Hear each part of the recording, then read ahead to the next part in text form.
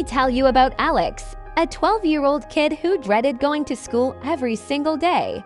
You see, he wasn't like the other kids. He was smaller, wore thick glasses, and had a stutter that made him an easy target for bullies. Every morning, he'd walk through those school gates with his heart pounding, knowing Brandon and his friends would be waiting.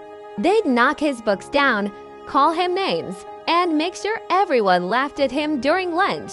Home wasn't much better. Alex would lock himself in his room trying to disappear into his comic books and sketches. But one rainy Tuesday afternoon changed everything. While hiding from Brandon behind the school library, Alex discovered an old, dusty journal wedged between some shrubs.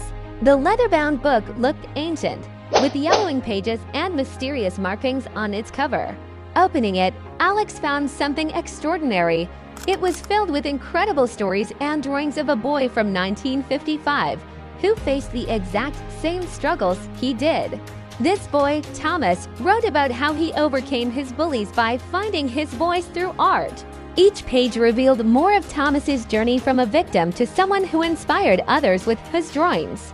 As Alex read more, he realized something profound. Thomas's story wasn't just a story. It was a blueprint for courage. He began following Thomas's footsteps, channeling his pain into art, creating comics about a superhero who helped other kids stand up to bullies. Soon, other students started noticing Alex's artwork. They'd gather around his desk during breaks, asking to see his latest drawings. Even some of the kids who used to laugh at him became fans of his stories. And Brandon, well, it's hard to bully someone who's suddenly become the most interesting kid in school.